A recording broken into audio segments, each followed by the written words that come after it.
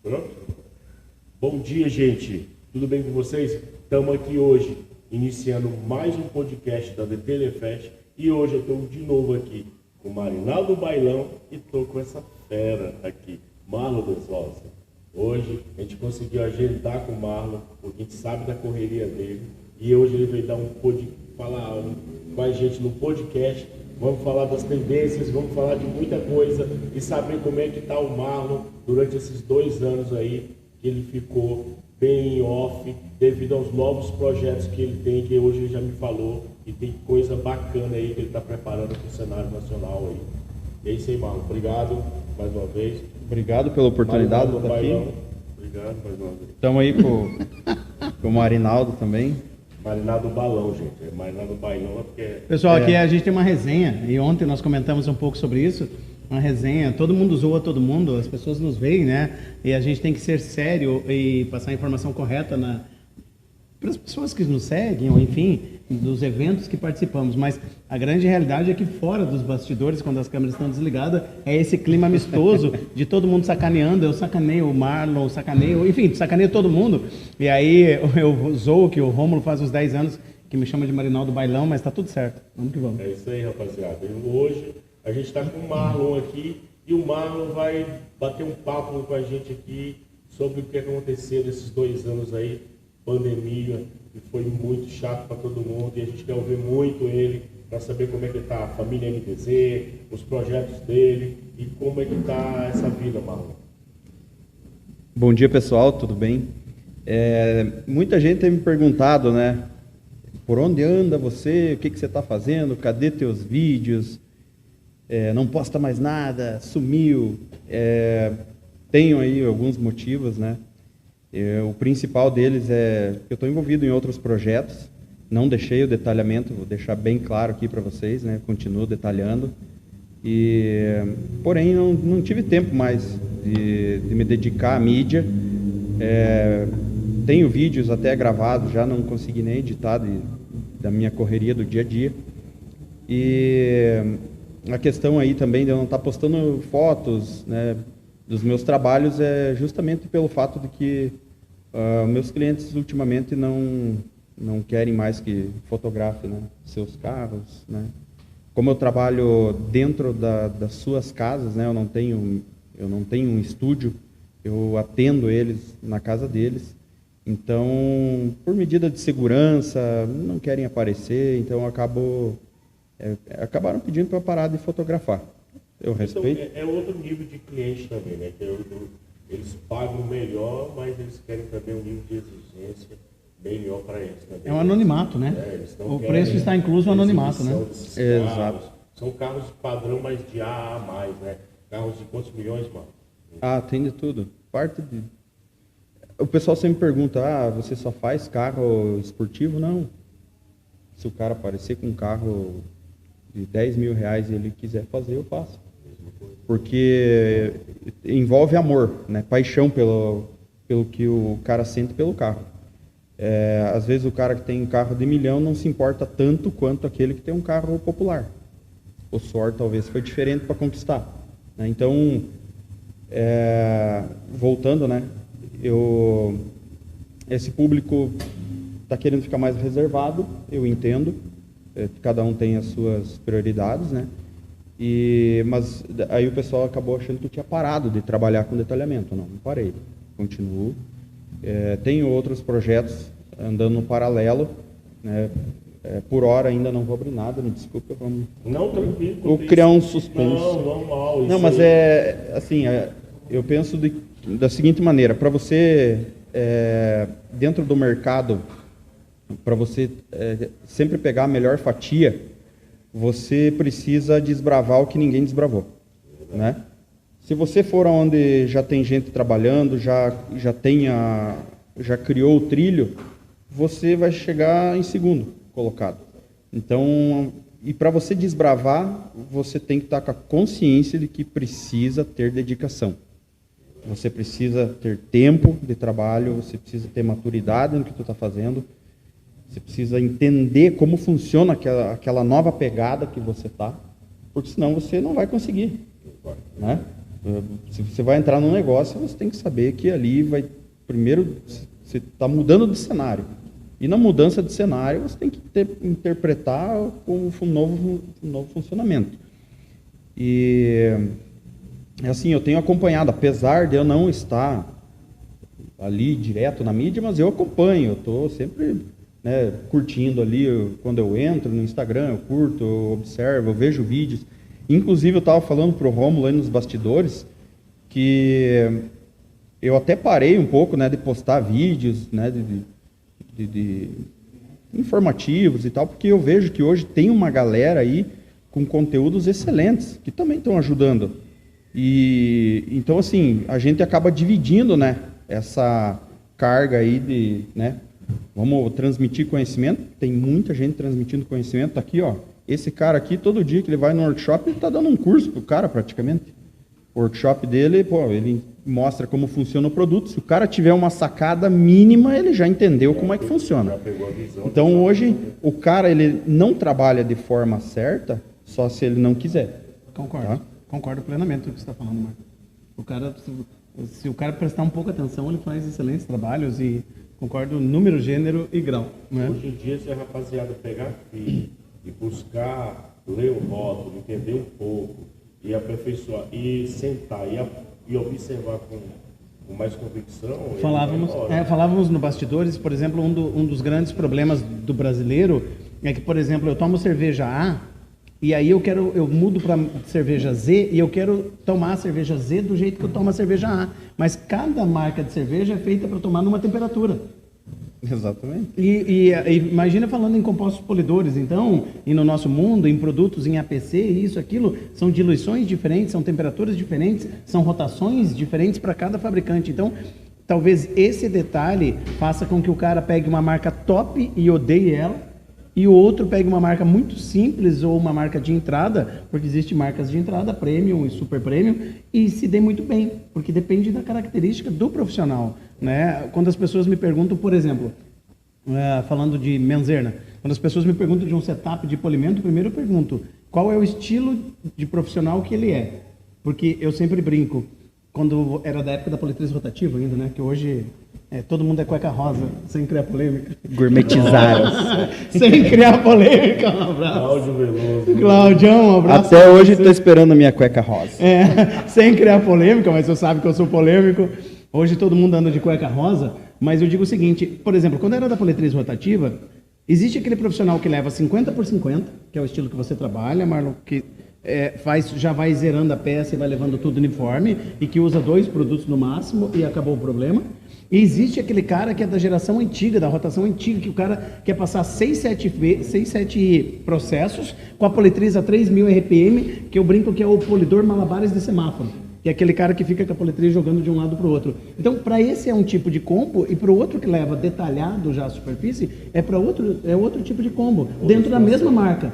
Então, imagine se eu for trocar de marca ou não prestar atenção aos detalhes de uma determinada marca. Você pode ir do céu ao inferno em 50 centímetros de pintura.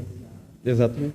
E outra coisa, aproveitando aí que você deu esse gancho, eu acompanhei nesses últimos anos que o pessoal tem tido muita dificuldade de separar as coisas. Por exemplo, o cara que busca, por exemplo, um curso avançado, um full detail, vamos supor, ele não está sabendo no que ele vai atuar depois. Porque você vai atrás de um curso com a mentalidade, né? Eu quero fazer aquilo que eu estou vendo o cara fazer.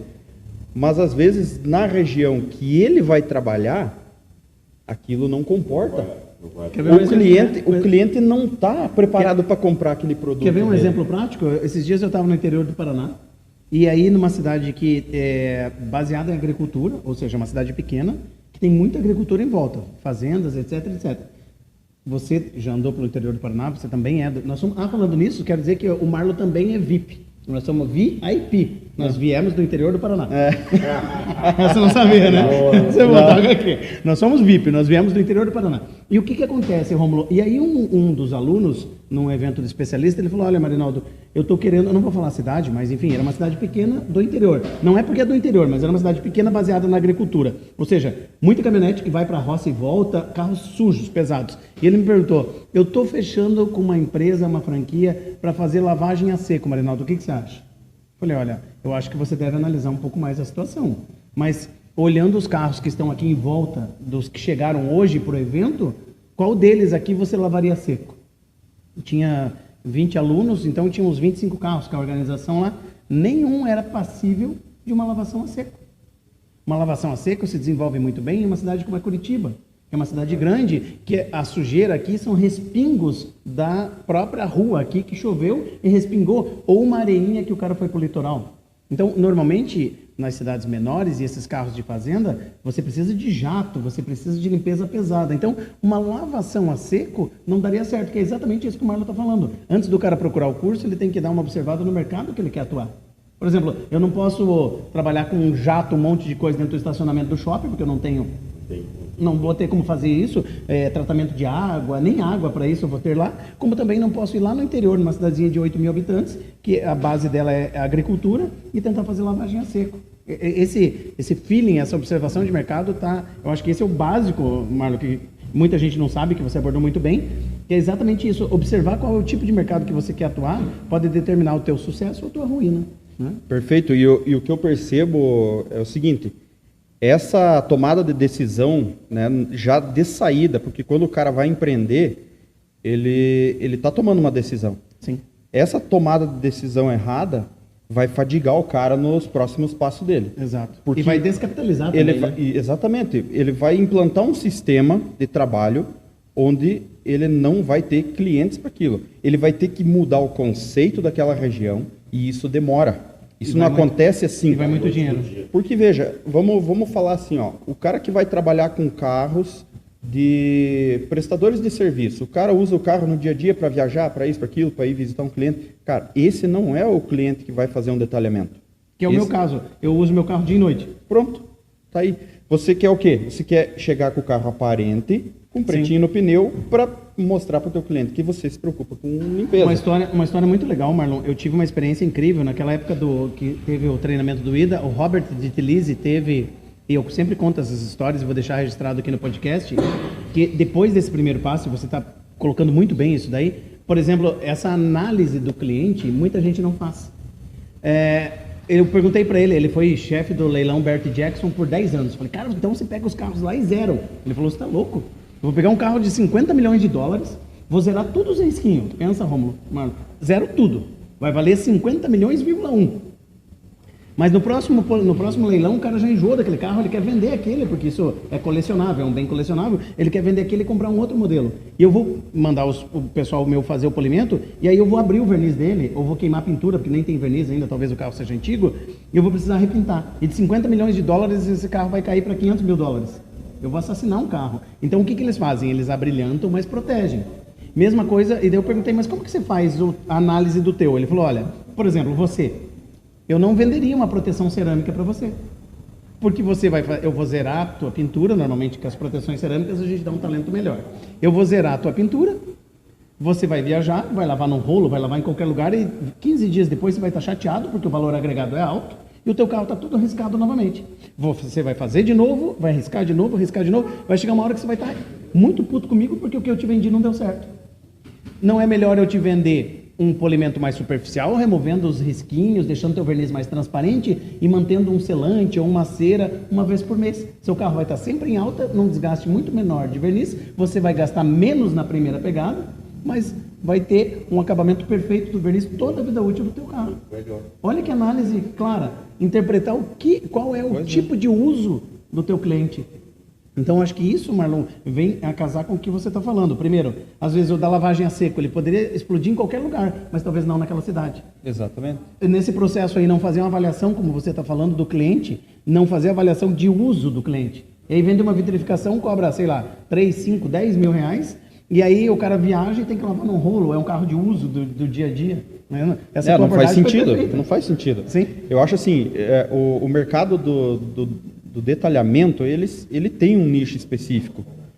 E assim, agora eu vou entrar num outro detalhe aqui, que eu até conversei com o Romulo sobre isso, é um pouco polêmico, mas vamos lá, vamos dar o pedal para dentro aí. Eu gosto de polêmica. Essa questão, o pessoal, assim, hoje em dia as pessoas estão mais preocupadas em como vão aparecer na mídia do que o que estão realmente faturando, tá? Veja, o cara foi lá, combinou com o cliente dele de fazer um trabalho comercial, um negócio assim, tá? O cara não quer gastar muito. Só que para ele postar a foto dele lá na mídia, ele tem que deixar extremamente bem feito, porque ele tem medo da crítica. Sim. Beleza? Então o que acontece? Esse cara, ele vai cobrar um serviço mediano ali de entrada e ele vai fazer um detalhamento. Beleza? Só que no final das contas, ele não está ganhando para isso. Não. Beleza? Ah, mas é que isso aí é a parte do marketing meu, então... Não, tudo bem. Cada um faz o que quer com o seu tempo. Lógico. O que eu estou querendo dizer aqui é o seguinte: a mídia, ela está pressionando as pessoas a fazer coisas pelas quais não estão cobrando. E quem está levando a melhor nessa é o cliente final. Lógico. Tá? Então vamos. O cara vai lá, fez um polimento comercial, postou a foto lá, o cara vai lá, dá um zoom, fala, pô, mas o cara não poliu a roda. Cara, mas ele... Uma caixa de ar. Ninguém sabe o que foi contratado. É. Então, assim, as pessoas hoje elas estão olhando, buscando o quê? Defeitos.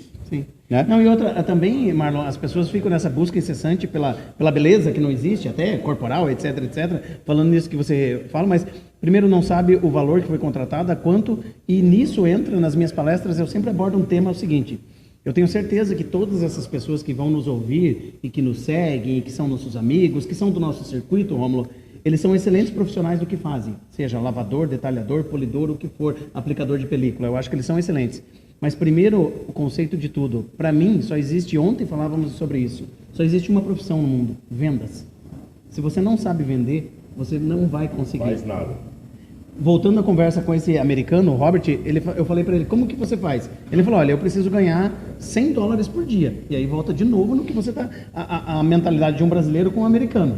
Ou seja, um americano e um brasileiro pensando igual e falando de formas diferentes. Ele falou, olha, eu preciso ganhar $100 por dia. Então, eu quero vitrificar carro porque vitrificar carro está na moda. E eu quero fazer um super carro porque isso dá ibope, ok. Eu já vi, ninguém me contou, pessoas pulindo um Lamborghini por R$400, não muitos anos atrás. E até hoje acontece. Para poder colocar uma foto, ok? Ele, tudo bem, vai gerar marketing, conteúdo para ele. Faz mas parte. Não seria, de repente, no final do mês não vai fazer falta? Não era melhor ter pego um Celta da Pepsi e polido por 800? Pessoal, é o seguinte, vou aproveitar o gancho do Marinaldo. Cara, se quer fazer propaganda do teu negócio com carro esportivo, de repente caiu de paraquedas lá no teu estúdio e fala, meu Deus, agora tem que aproveitar. Não tem problema nenhum. Não é crime. Né? Desde que você combine com esse cara, que você vai fazer um valor diferenciado para ele, para você poder usar a imagem, né, do carro para se posicionar no mercado.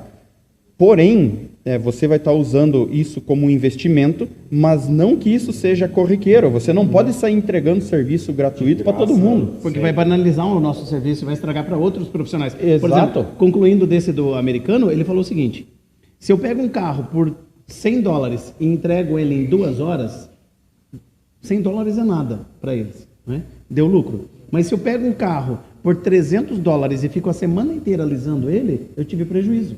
Completamente. Ele falou, eu preciso, entendeu? Daí ele falou, então às vezes você pensa, e por que nós estamos falando isso para vocês que estão nos assistindo e nos vendo? Porque às vezes você está tão na pira, que a vitrificação é a coisa mais moderna, mais legal, mais isso, dá mais ibope, mas você trabalha a semana inteira e você só tem 4 semanas para gerar lucro, para levar para dentro da sua família, e que você fica perdendo tanto tempo com serviços muito mais complexos e com menor valor agregado ao final, porque a hora conta muito. Então, seria melhor você pegar um comercial de manhã e um à tarde. Você vai trabalhar, mesmo fazendo 2 carros por dia, você está trabalhando menos, porque todo mundo sabe que é um trabalho mais... Trabalha com uma produção, né? Trabalha com produção e no final do mês o que importa é quanto sobrou no seu bolso. Não é, eu sempre zoo que é o Celta da Pepsi, que são aqueles carrinhos da Coca-Cola, esses daí que todo mundo anda esfregando para todo lado. Às vezes você fez um super carro e não te deu dinheiro. E você fez 2 Celta da Pepsi e levou bastante dinheiro para casa. E para você se sustentar nesse mercado, você primeiro precisa ter dinheiro em caixa. Perfeito. Cara, assim, ó, hoje mexer... Não sabe fechar a matemática, galera. Hoje mexer com carro esportivo, primeira coisa, você carrega uma cruz nas tuas costas. porque não é fácil. Alguém concorda comigo? Quando o cara te deixa um Porsche lá de $500 mil, que não é um Porsche caro, de $500 mil na sua garagem, o que ele está te deixando, Marlon? Não é um cheque em branco de $500 mil assinado com o teu nome. Exatamente. Você não tem que garantir que tem que devolver $500 mil para ele? E se porventura o passarinho ou o seu menino passa de bicicleta e bate no paralama do Porsche? Dormiu. Quanto vai te custar? É essa a responsabilidade. Enquanto esse carro estiver lá no seu espaço, é você o dono daquele carro. Exatamente. Então, você corre risco. E eu ainda tenho a questão assim que eu escolhi para mim, tá? Uhum. Eu trabalhar na casa dos clientes, por quê? Quando eu vou embora, eu vou penduro a chave lá. E foi embora. Tchau, obrigado. E o teu movimento foi no máximo de 2 metros para frente e 2 metros para trás. Entendeu? O carro já saiu da minha guarda. Agora, para quem tem um estúdio, né?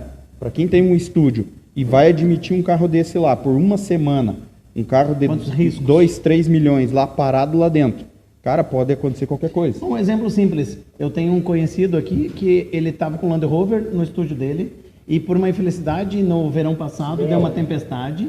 O Rômulo tá morrendo aqui, ele tá achando que é o boi bandido aqui, tá? Ele tá achando que é o boi bandido. Depois eu já conto no outro podcast porque boi bandido. Para quem não sabe, procura aí nas redes sociais. Ele foi piloto de boi e o boi bandido usava ele de guardanapo, esfregava ele na cara. Por isso que ele é tudo torto e feio. Mas o boi já foi embora e ele tá aqui ainda. Eu não sei qual é que levou mais vantagem, porque ele Viu? ficou acabadinho. Eu e o Marinaldo tava pressionando ele aqui para ele contar a história. Mas hoje não, tá, Romulo? Deixa por outro dia, senão eles vão sair daqui umas 4 da tarde, né? Deixa pro outro podcast. Mas então, aí eu quero estar junto, tá? Então, Marlon, o que aconteceu? Deu uma tempestade, caiu uma árvore em cima do telhado do estúdio e o galho pegou no teto de um Land Rover, do menino que estava lá fazendo o serviço. Olha o prejuízo que esse cara teve. Meu Deus do céu. Então, a gente tem que contar, a hora que você está admitindo um carro, você tem que contar com todos os imprevistos possíveis. Exatamente. Né? Então, pessoal, assim, voltando aí na rede social, o pessoal está muito alucinado de querer chegar no nível máximo, porém, eu acho que tudo tem um limite, tem um teto, né?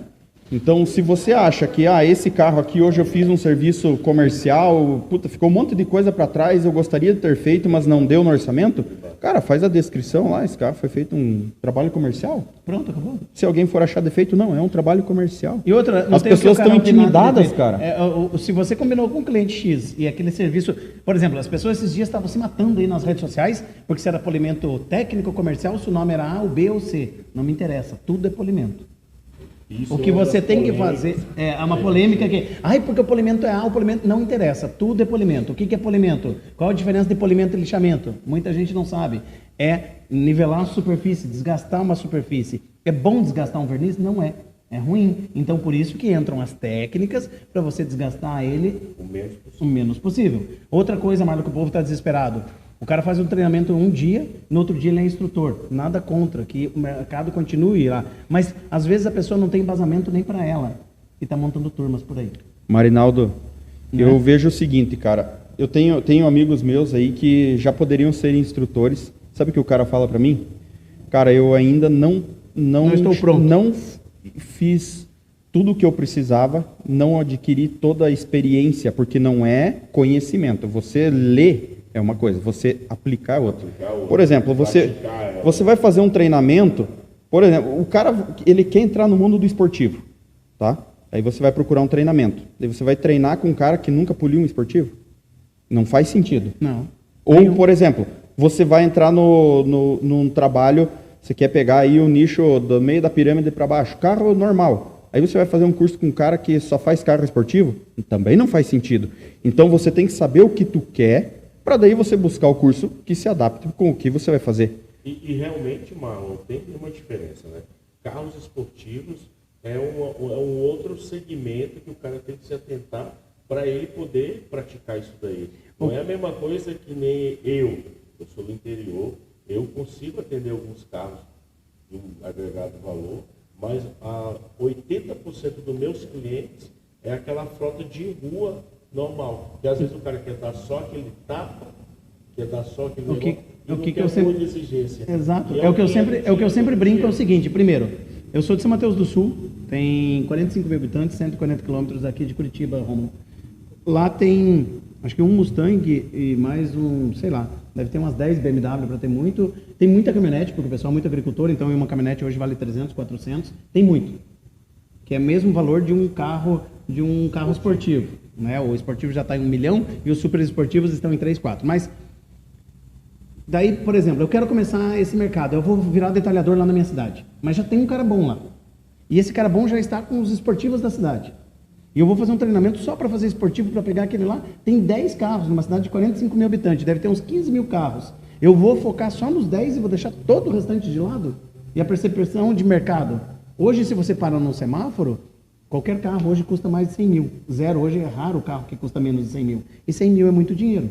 E esse cara já não quer mais, por exemplo, quem tem lavacar percebe, esse cara não quer mais um silicone no painel, que parece uma manteiga.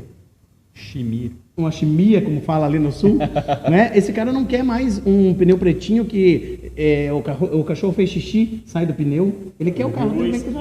Isso, então... Ou pega abelha. Isso, ou pega abelha. Então, esse tipo de cliente é o que tem em grande maioria e é o mais fácil de você focar e acertar. Do que ficar mirando só no supercarro e ter 5 na sua cidade. Ou tenha 50, mas já está com cara. E você está mirando em 50.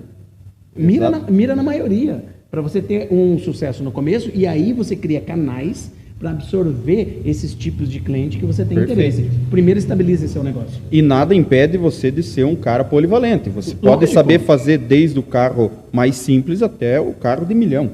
O que eu brinco, os dois dão muito trabalho, mas o super esportivo é mais técnica com menos trabalho, e o carro ruim de rua tradicional é muito trabalho com um pouquinho menos de técnica, porque o super esportivo, normalmente, ele está na rua aos finais de semana ou em encontros. É raro você pegar um super esportivo com riscos profundos. Então, é mais técnica, porque você também não vai desgastar verniz, são técnicas aplicadas. E o carro de rua é o carro que está com todos os intempéries possíveis.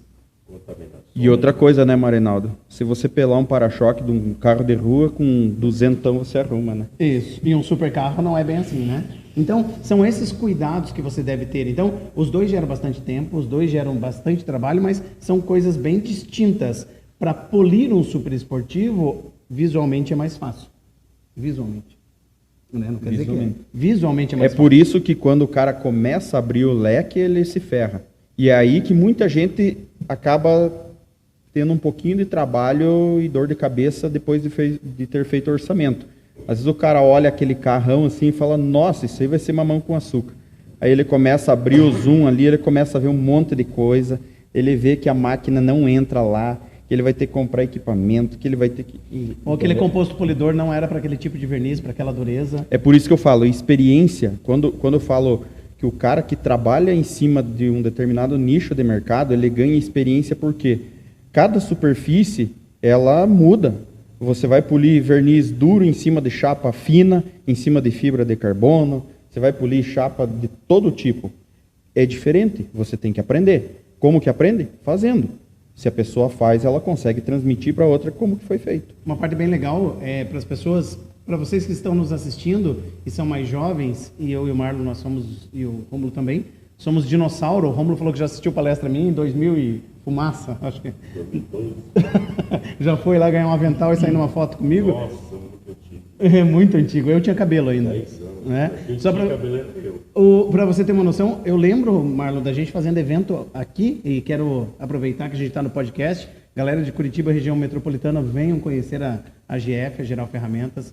Os caras aqui são muito bons. Eu me sinto em casa, tem uma equipe extremamente qualificada, tem produto ali. Aqui eu brinco que é o boticário masculino. Agora eu sei o que minha mulher consegue ver numa loja de...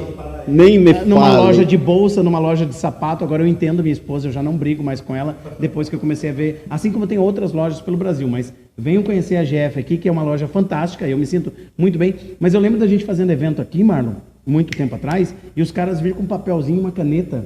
Ô Marinaldo, relaciona para mim aí vernizes duros. Relaciona para mim vernizes macios, vernizes tradicionais, sei lá, 7, 8 anos atrás. E mal eles sabiam que o verniz que ia incomodar eles no futuro não é nem o duro nem o macio, é o chiclete clear, que é o borrachado. Exatamente.